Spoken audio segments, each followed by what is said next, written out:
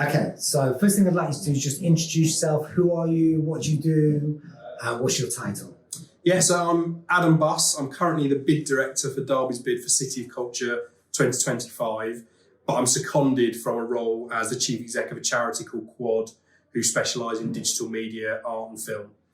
And briefly, can you just tell me a little bit about your journey? How did you become, the CEO of Quad and in this role? How did you kind of get involved in this line of work? What was your path? Yeah, I suppose there's a sort of a key point fundamentally where I was working in the private sector and I was working for big brands, and it was interesting work and travelling around the world, events with DJs and things like that. It was good stuff, but I had a moment where I was sat in a nightclub. You might remember it, Fabric nightclub in London, yeah. So I was sat in Fabric, which at the time was, one of the best places to be in the world. Great night going on, and I fell asleep. and I got woken up, obviously, and it was loud. So how I managed to fall asleep, I don't know. But we just come off a big event, and I kind of went home that night. And that night, I made the decision: this is not what you want to be doing. Because what I realised was part of the reason I fell asleep was I was knackered. I was tired from what I was doing. But part of it was I wasn't really connecting with what we were delivering, because ultimately what we were delivering were marketing campaigns for big brands. So I was effectively making rich people richer, in simple terms. So my heart has always been in the arts, and I looked to work in the arts. And my route through to getting to be a chief exec was through a marketing route, because that was my background in the private sector. So I understood marketing, PR, that kind of stuff. So I worked my way up and eventually became chief exec at Quad. I worked in a couple of other arts organisations as well. Initially I took it on as an interim position, actually, and it was a big step up for me. But I learned a lot through being a deputy director and then moving into being a chief exec. And I applied my learnings and just ultimately said to myself, look, the key thing here for you is you don't have all the answers. You've got great people around you, and the more you can ask other people, the more you'll gain from it. So at no point think you know everything. So it was, when you went into the kind of CEO position, it was very much kind of the way you utilise your team across the board to kind of, rather than thinking you had all the skill set, it was about the kind of the team approach. Yeah, and I think this is a challenge with CEOs in NGOs, because normally people have a pretty consistent background up until the point they become a CEO. So whether that's as a programmer, as in HR, in finance, in marketing, whatever it is. So they tend to come into it with one particular refined skill set. And then they become a CEO, and suddenly you have to look at finances, HR, health and safety, safeguarding, the program of activity, cafe bars if you're running one of those, workshop spaces, the roof leaking, all of this stuff that you suddenly have to have a view over. Again, what I decided was, look, in simple terms, I'm not an expert in these things. The people that I employ underneath to look after those roles will be the experts. I will treat them as such, and I will use their knowledge and experience to make sure we make the most out of our collective resources. Okay. So we're going to come back to some of that, because that actually feeds into what we want to focus on in this conversation. So what we're really looking at is kind of organisational strategy, which you're already touching on here. How would you define what is an organisational strategy? What does that mean to you? I suppose what it doesn't mean is a big book of paper that sits on a shelf, because that is quite often what happens with strategy documents, no matter what area of work you're working in. And part of that is because you create strategies not only for yourself, but for other partners, particularly in the world of not-for-profits, because you have other stakeholders, people that are investing money into your product, and they might want to see something which is different to what your overall plan is. So you end up writing multiple different strategies. I've written a lot of different strategy documents, some of which were primarily for one or two people. But the most important thing for me is the business plan that we create for what was when I was working at Quad. And the business plan looks at every area of Quad and how it intersects and how those things work together. Because the danger is you create a strategy for a very specific bit of work and it doesn't make any sense or reference anything else that's going on. So for me, a strategy is it's a living document. So you shouldn't just write it and forget about it. You should create it and have review points to then update it as you go along. It should look at every area of your work. So you should be thinking about, even things that might seem really small, but how they might interact and change over time. And it should also be something which looks at both the past, the present, and the future.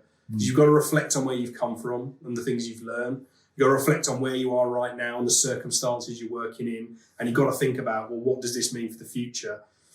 At Quad, we obviously, a lot of our work goes through the cinema side of things. And I know in the 11 years, 12 years that Quad's been open, the cinema industry has changed massively. When Quad first opened, Netflix didn't exist in simple terms. So suddenly you've got streaming platforms, you've got different ways of people accessing film content. There's no point us writing a strategy that just reflects on what we did when we first opened, because the world's changed around us. So a strategy should be about you knowing your organisation as well as you possibly can. Again, take the cues from other people. Don't write it in isolation. I would say don't ever, if you've got an organisation where one person's writing a strategy, you might be in trouble. So get as many voices involved in that as possible, and that includes stakeholders, your audiences, etc., your consumers, however you want to define that, and then make it a living document with review points. So you go back and you look at it again at a later date. Is there a danger in documenting it? Is there a danger in creating it as the kind of a paper thing that has, we start writing on this date, it gets finished on this date, and therefore the strategy is finished? Is there another way you find another way of kind of documenting that process so that it becomes a living and breathing part of your work? Yeah, I mean, I think ultimately it's got to be about your organisation. It's got to be what works for you. I think for us at Quad, it was useful having something as a paper document, which then could be referred to in meetings when we're meeting with stakeholders. It'd be something which, after we've written it, 6 months later, we reflect on it. And actually, there's some of the things that we wanted to achieve that we have done, some we've done better on, some we've done worse on, but how do we amend that? But it was useful having a physical thing that was kind of static, if you like, kind of going against what I said earlier, but something that you could refer to.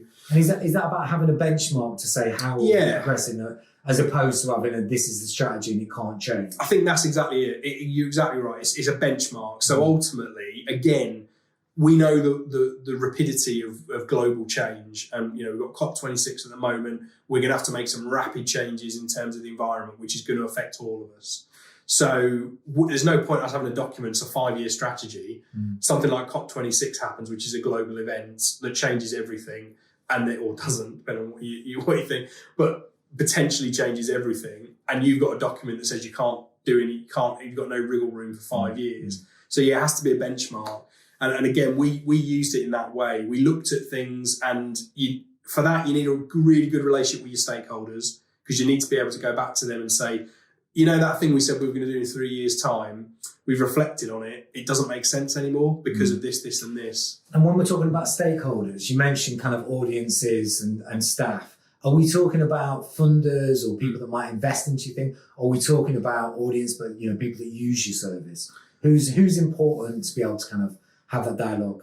Yeah, again, it's up to you to define, but for me, a personal point of view, it's all of those. So it is your audiences, because ultimately, if you're not doing things which your audience needs, then why are you doing what you're doing in the first place? It does need to be a stakeholder, because they're investing in you for a reason.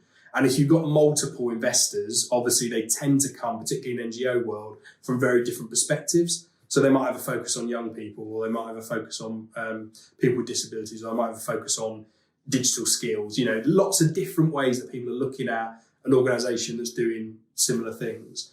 So they're important. I also think you need to think about the context of your town, city, village, whatever it is that you're working in, because like Derby, where we work, one of the first meetings I had when I moved to Derby was with the football club, because in Derby we've got a population of 250,000 and there's 25,000 people every other week that go to Derby County Football Club. So it was important for me to understand how they worked, where the opportunities were for us to work with them, because ultimately they're representative of 10% of the overall population. And they're just one example, whether it's a university or a football team or the allotment society, because you back onto them with your building, whatever it is, think about the community in its broadest sense that you're working with, and find out how, where there are opportunities for partnership, you can factor that in, and where there are opportunities to make sure that what you're doing is not negatively impacting someone else, try and factor that in as well. So what I want to do for a second is just rewind kind of back in time. So let's say that we've got an idea, there's something we're really passionate about, we've set up our NGO, and it's time to look at setting up a strategy. So we're not a big organisation, we might not have funding at this point. what's the first thing? How do I go about starting my strategy? How do I go about kind of creating? I know what it is I'm trying to achieve. I have a vision. I have a mission, but I don't know strategically how to go about achieving that necessarily, or how to document that strategy. So in writing an organisational strategy or creating an organisational strategy, what are the key ingredients that I need to start that? Which thing? So when it's at that level, I tend to start with an audit. So basically a reflection of what are your current resources, what are your current opportunities. Some of that stuff around SWOT, PESTLE analysis, those tools are useful. Could you just expand on those a little bit? Yeah, so strengths, weaknesses, opportunities and threats. So you break it down into literally a chart, and you define what your strengths are, what your weaknesses are, what your opportunities, what your threats are. PESTLE's a bit more complicated because that's about political, economic, social, other things that I can't remember in that acronym, environmental, etc. But you can put a link to that. But all of those things help you to build up a picture of kind of what the world is now that you're working within. And I think that's important before you start writing a strategy. Because if you don't know who you are, what your opportunities are, it's very difficult to build a strategy around that. So I would start with an audit and get as much detail as you possibly can down. So include data. I love data. Not everyone does, but there's uses for it. And actually there's some really powerful data out there as long as you use it in the right way. And is it about creating your own data, or is it about looking at the data that's out there that already tells a story? I'd say both. Okay. I think the more you can create your own data, which reflects exactly what you're doing, is important. But also, going back to what we were talking about knowing your community, you need to know the demographics of the place you're living in, the age profile, the ethnicity profile, the breakdown of nationalities that's represented within your communities. A lot of places will have that data out there, and there are people that are better at gathering it than us en masse. So we can bring some of that stuff in. So yeah, audit, include all your data, include all your resources, do your analyses, etc.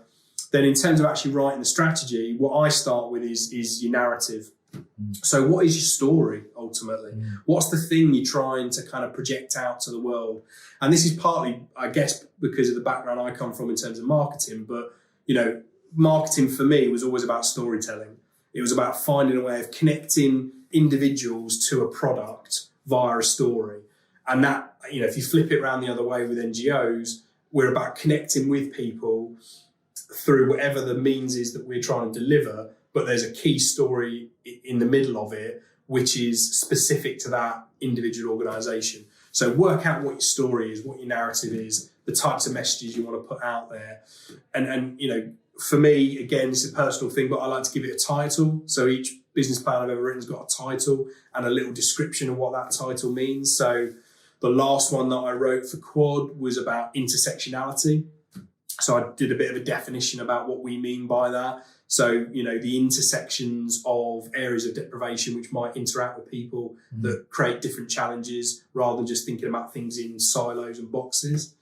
And that helped to then inform everything else. It doesn't mean that that's the theme, therefore we're suddenly going to, stop operating the cafe bar in the way we've done it, and we're not going to sell hot chocolate anymore or whatever, biscuits.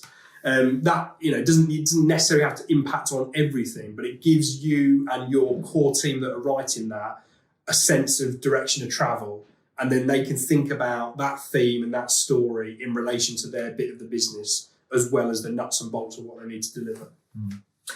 And why is it that an organisation needs to work strategically? If I've got me and a group of friends, and we're passionate about kind of climate change and implementing stuff in our area, and we're working as a collective, is it more important to just get on and do the work? What's the benefit of developing a strategy and reflecting on it and working on all the things you've been talking about? I think some of it is words, and it's a bit like, I think strategy sometimes is a bit like politics. Like you say politics to some people and they're like, I'm not interested, I don't do politics. But, I wish that there were more green spaces for young people to engage in. Well, potentially that is politics. And I think strategy is the same quite often, because I'm a doer. Do you know what I mean? I like to get on and do stuff. But strategy can be doing at the same time. And actually what you described there, just because it's not codified, just because it's not written down, doesn't mean you're not thinking strategically. Yeah. Doesn't mean you're not thinking, actually, we know very well the challenges of young people in our particular community, therefore we could do X, but it's probably better if we do Y. But that's strategic thinking.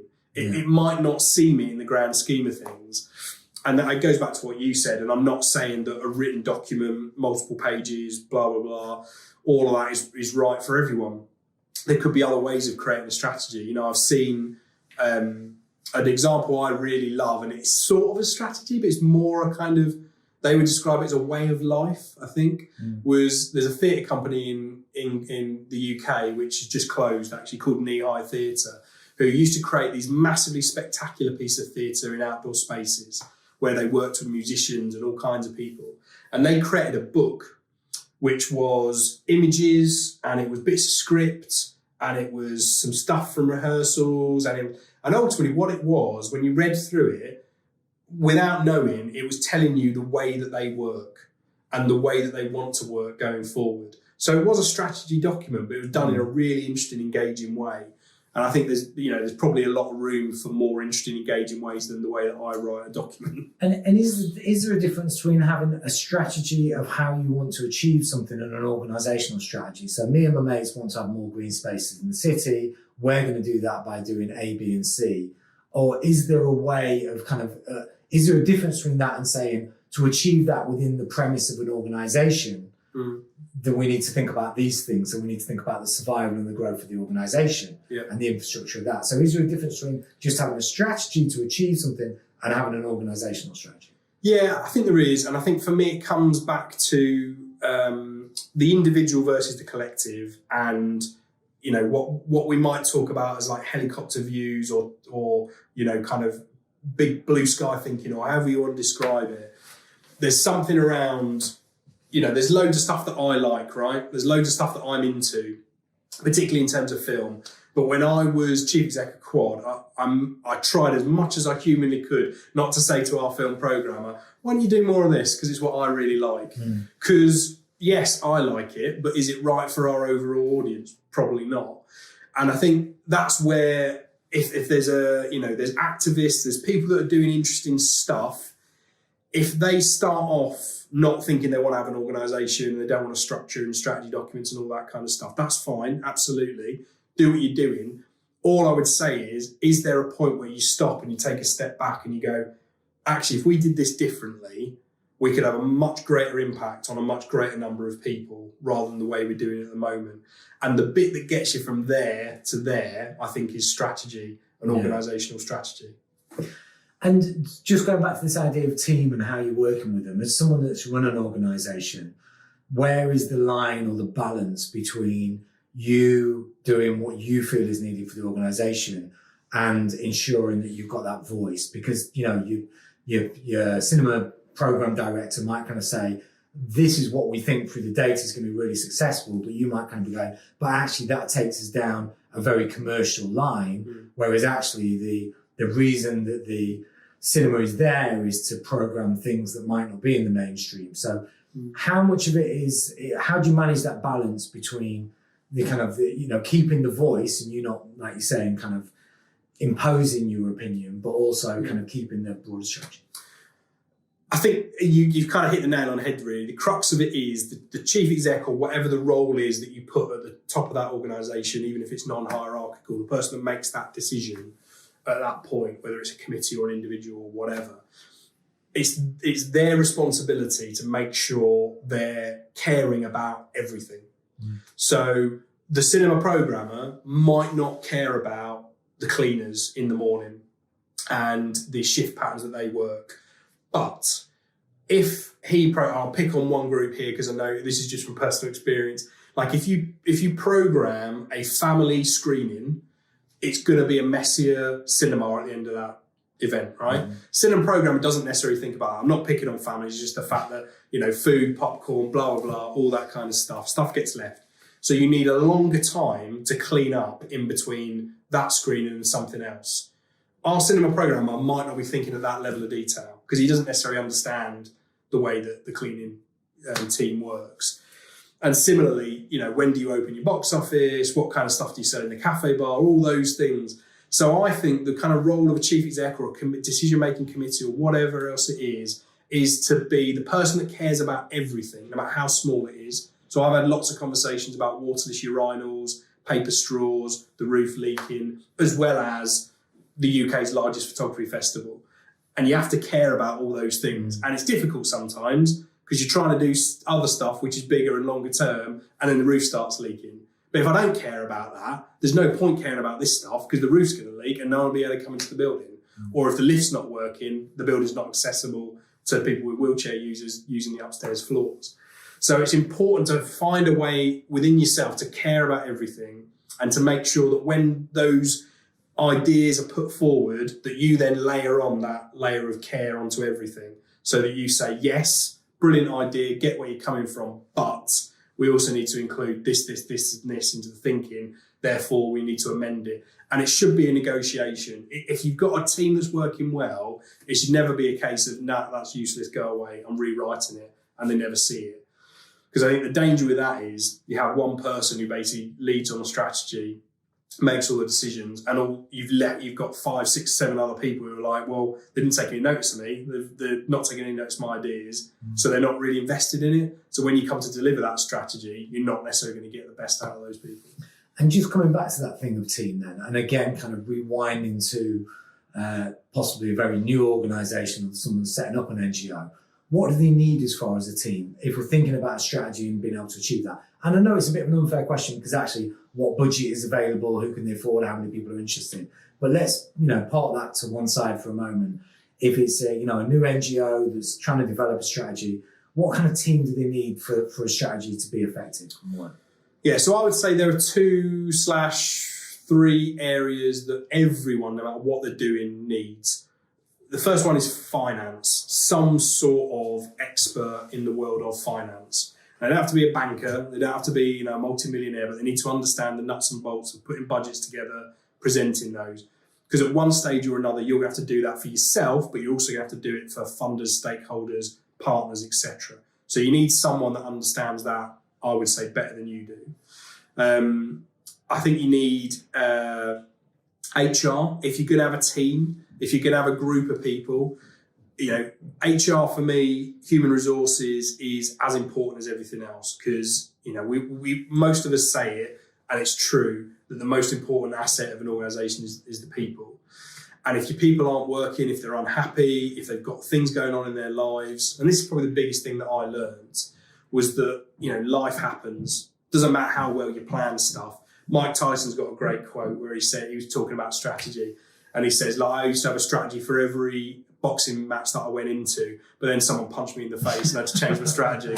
It's like, yeah, that's a good example of what happens when you're running a not-for-profit, is you'll have all these plans and then something happens, and that could be something related to the organisation or something outside which is impacting on someone's life. So I would say you need some kind of HR support.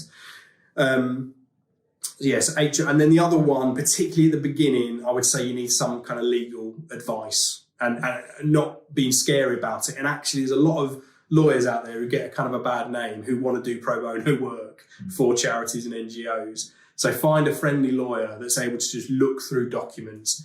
You might be setting up an organisation where you take a building on, where you're going to have a lease, and you're going to have some kind of relationship with the landlord. So you need to be clear on what you're signing before you sign it. And the legal person will be able to look at that in a lot more detail than you will and see if there's any things that you need to be worried about.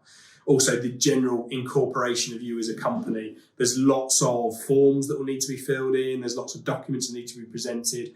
A legal expert can make sure that you're compliant across a range of different issues. And I say this with the kind of understanding that these things might seem financially out of reach of a lot of people. But what I would say is, and I've been at conferences where I've spoken to people like barristers that have said, I'm a barrister, I really want to do stuff with a charity, but I've got no idea how to get involved. They just need someone to say, I really need some help. And they'll go, okay. And that's about you knowing your community. So wherever you're based, meet the lawyers, meet the finance companies, meet the HR companies, see if there are people in there that kind of share your beliefs and understandings that might be interested in helping you out on a pro bono level if you don't have the resource to buy it in. And how much the community of NGOs and not-for-profits, how much do you think that's an asset? Do you think you can knock on the other charity that's been doing it for 10 years and kind of get some advice? Do you think that the sector works in that way, or do you think it's something that you got to build all these relationships and experience in isolation? Yeah, I do, but I guess I compare it to what it was like working in the private sector, where basically if you had a good idea, you kept it secret and you didn't tell anyone else about it. Whereas in the NGO sector, if we've got good ideas that we think can help more than just us, we share those ideas, we have conversations. They're also potentially your biggest allies in other conversations. They're your biggest opportunity to learn from if they've been around for a while. But I think there is a crucial thing in here, actually, which is I sit on the board of a couple of other charities, and at least one of those charities, we ask ourselves every year, if we didn't exist, could someone else do what we're doing? So, i.e., are we the best people to be delivering the type of work we're delivering? Every year we say yes, and there are reasons for that, but we challenge ourselves every year to ask ourselves that question, because if you set up an NGO, set up a not-for-profit, you're doing it for the good of others, not to make yourself better, not to improve your standing. And actually, if you run a charity where you think, actually there are 2 or 3 charities that do similar things, maybe they could do this bit better. I think that's something you need to think about as well. So it's not always the right thing to set up an organisation if there are other people doing similar things in your area. Okay. I wanted to ask you kind of some top tips, but I guess what I want to do is really kind of delve into the mistakes you've made in your career. So this might be a slightly painful therapeutic moment, but I guess what I want to know is, if you look back at your career, particularly thinking about strategy and the planning and the decisions, and I know I've got several things where I'm like, we're going to go down this route, and it was actually a terrible idea. What lessons, are there any kind of key things that come out as kind of almost lessons that you've learned of, I wish I'd known that this wasn't that important, or wish I'd known, is there a couple of stories or examples or just things that you thought that kind of, I put a lot of emphasis on this thing and actually it wasn't that important, or wish I'd known how important this was, Yeah, so I suppose one thing I'd flag up is networking in its biggest sense is really important. So prefacing this story with that. So it's important to have those times when you're meeting people that you don't necessarily engage with every day, having conversations, etc. But the warning I would give is, don't necessarily take those conversations as read in terms of what's going to happen further down the line. And I had one very particular meeting with a funder stakeholder where it was a pleasant meeting. It was over coffee. We talked about what the plans were, what we would like to put forward, etc., etc., etc. When it came to actually putting an application together, everything we talked about, we put in that application, and the feedback came back with, no, that's not what we're looking for now. And the mistake that I'd made was I'd put too much emphasis on that one conversation rather than re-looking at the guidance that was given with the application form, the wider strategy documents for that funder, etc. And I'd given a bit too much credence to what one person had said. And I think you can apply that to lots of different elements of networking, where you might have a kind of a 5-minute conversation with someone over a coffee where you feel like they're really on your side, but it actually doesn't manifest in anything. So what I would say is, get it on paper, get it written down, and double check it yourself, whatever it is, without being too cynical about it. You've got to, cross the T's, dot the I's. So networking, but with a realistic kind of pinch of salt to that. But what else? What else do you say you kind of stand out things you've learned or picked up or wish you'd known earlier on when you'd started, as far as thinking about strategy and how it gets implemented? Yeah, I think the biggest thing, and I'm trying to think of a specific example, the biggest thing is just don't assume stuff. Don't assume that because that was the way that it had happened before is the way that it will happen forevermore. I can't think of a specific example, but there's been lots of times where I've started writing something based on what I've known has been happening over the last 2, 3, 4 years, and then stopped myself and gone, actually, I probably need to check this because I've not really checked in on this particular issue for a while with the person that knows about it. And 2 or 3 times there's been points. So I guess insurance is one thing. Every year you have a kind of review of what your insurance is, particularly when you're running a building, because you've got people in the building, lots of reasons why you need insurance. And normally the cycles of kind of when you budget and when you have your insurance meeting are not in kilter. So you might make a budget for a year and then have an insurance meeting. about 4 or 5 years ago, there was a big change in the level of insurance that was required for cybersecurity, particularly if you're an organisation that's holding a lot of data. So suddenly the insurance premium went right up, and I'd assumed that the figure would be, broadly speaking, what it was before, and it changed quite a lot. So that was a wake-up call for me that, you know, I'm not saying I would have been able to get all the answers, but it probably would have been beneficial if I'd had more of a conversation with that broker at the point when I was creating the strategy rather than the actual review point in the year. So don't assume anything is just because it's been that way for 5 years is going to be the same forevermore. Things will change. Okay. One final question, and it's similar, but less so focused on strategy this time. If there was a new NGO starting up with, you know, kind of a group, a small collective of people that really wanted to achieve something, or you 20 years ago when you kind of starting out, if you could give them one piece of advice to actually see through their vision and create it and make it manifest into reality, what would that piece of advice be? I think the biggest thing is don't make it about yourself, because the kind of significant issues that have occurred with NGOs over the years, normally you can trace it back to someone thinking that they are more important than the charity. So you will start off caring about what you're doing, because otherwise you wouldn't be doing it. But you need to check that. You need to check, am I just caring about this because it's personal to me? And actually, my personal experience and my lived experience are really useful in setting this NGO up. But some of those reference points might have been 10, 15 years ago, and actually a lot's changed around that. So just check that you're caring and the reason you care is still the right approach, and that ultimately the people you're trying to impact are going to get the best benefit out of it. And I think the hardest question any of us can ever ask is, do we need to exist? And I think if you can ask yourself that more times than just once at the beginning, and you ask yourself that on an ongoing basis, you'll have good results. Because what it might mean is not necessarily you go, actually these people are doing similar things to us now, we need to quit. It might make you go, these people are doing similar things to us, we're really good at this, let's focus on that bit and make that better or improve that and just diversify slightly. So it's not always a kind of a, you know, yes or no, are we in existence, are we not? It might just be a case of I've stopped, I've taken a step back, and I think we're better off doing things in a different way. Brilliant. Adam, that's been really, really useful. Thank you very much for your time. No worries. And all your insights.